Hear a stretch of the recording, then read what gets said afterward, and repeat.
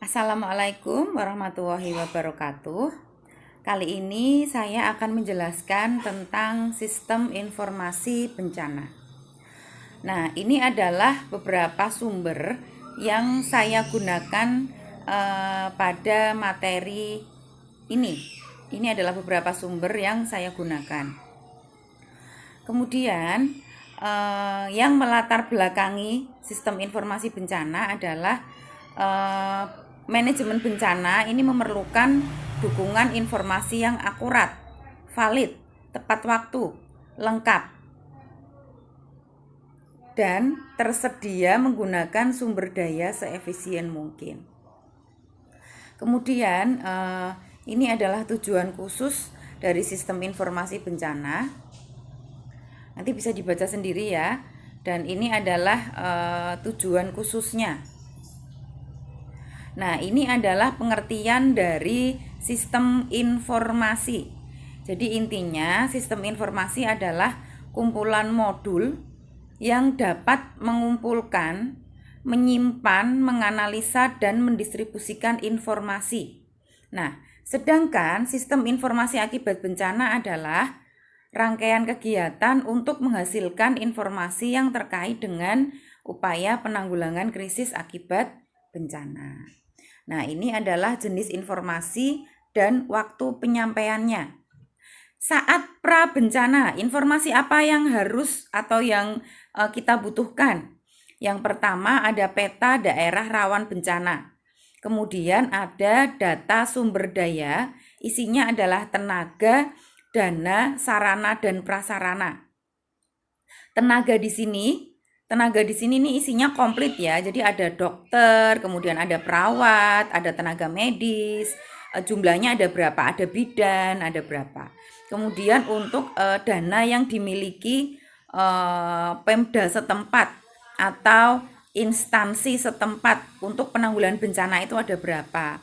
Kemudian sarana dan prasarana yang dimiliki itu apa? Contohnya untuk puskesmas Sukoharjo misalnya, tenaga yang dimiliki adalah perawat 1, dokter 1, kemudian dokter kandungan 1, disebutkan semua, ditulis datanya dengan lengkap. Kemudian sarana dan prasarana yang dimiliki apa? Ambulans misalnya, ambulans itu punya berapa, kemudian sepeda motor ada berapa, kendaraan roda 4 yang bisa dimanfaatkan ada berapa, semua ditulis. Tujuannya apa? Tujuannya adalah bisa memberikan informasi. Jadi saat nanti ada bencana, kita tidak bingung. Kita tidak bingung karena kita sudah punya, kita sudah memetakan sumber daya yang kita punya. Kemudian saat dan pasca bencana, kita membutuhkan informasi apa? Informasi pada awal terjadinya bencana, ini kita tulis pada form B1 dan form B4. Kemudian untuk informasi penilaian kebutuhan cepat, ini saat bencana ya, ini kita menulis di form B2. Untuk informasi perkembangan kejadian bencana, kita menulis di form B3. Walaupun untuk sekarang informasi ini cepat sekali berkembang ya, kita bisa memperoleh informasi kejadian bencana ini melalui WA group, kemudian melalui telepon, melalui SMS, atau melalui media sosial yang lain. Tapi kalian juga perlu tahu bahwa ada form-form yang perlu kalian ketahui saat kalian melaporkan atau memberikan informasi terkait bencana.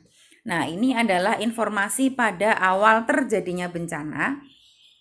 Ini kita menggunakan form B1 dan B4. Nah, ini adalah contoh formnya ya. Nah, ini form laporan awal kejadian bencana. Ini di sini kita menuliskan jenis bencana, kemudian ada deskripsi bencana, lokasinya di mana, waktu atau kejadiannya itu kapan, kemudian jumlah korbannya ada berapa, fasilitas umumnya itu bagaimana, masih bisa digunakan atau enggak, akses ke lokasi itu bagaimana, masih bisa atau enggak, kemudian jalur komunikasi yang digunakan itu seperti apa, keadaan jaringan listriknya itu seperti apa, kemudian sarana kesehatan yang rusak, ada enggak sarana kesehatan yang rusak, yang tidak bisa digunakan, kemudian ada berapa yang masih bisa digunakan, kemudian upaya penanggulangan yang sudah dilakukan. Kemudian ini untuk form pelaporan kejadian bencana. Ini form B4, ini dilakukan melalui SMS. Jadi isinya itu lebih singkat. Kemudian ini untuk informasi penilaian kebutuhan cepat. Nah, ini kita menggunakan form B2. Oke, ini contoh form B2. Form B2 ini lebih lengkap ya daripada form B1 dan form B4. Ini juga dituliskan jenis bencananya, kemudian deskripsi bencananya, lokasi bencananya, jumlah penduduk yang terancam, kemudian di sini ada sarana kesehatan yang rusak, fasilitas umum apa, kondisi sanitasi dan kesehatan lingkungan di lokasi penampungan pengungsi itu seperti apa, kemudian kesiapan logistiknya bagaimana, sarana pendukung pelayanan kesehatan seperti apa, dan upaya penanggulangan yang telah dilakukan. Kemudian bantuan apa yang diperlukan dan rencana tindak lanjut. Ini untuk form B3, form pelaporan perkembangan kejadian bencana. Nah, ini formnya seperti ini. Nanti kalian tinggal menulis aja. Ini perkembangan kondisi kesehatan korban. Ini jika ada korban yang dirawat. Kemudian korban pulang, korban dirujuk itu berapa? Nah, ini contohnya.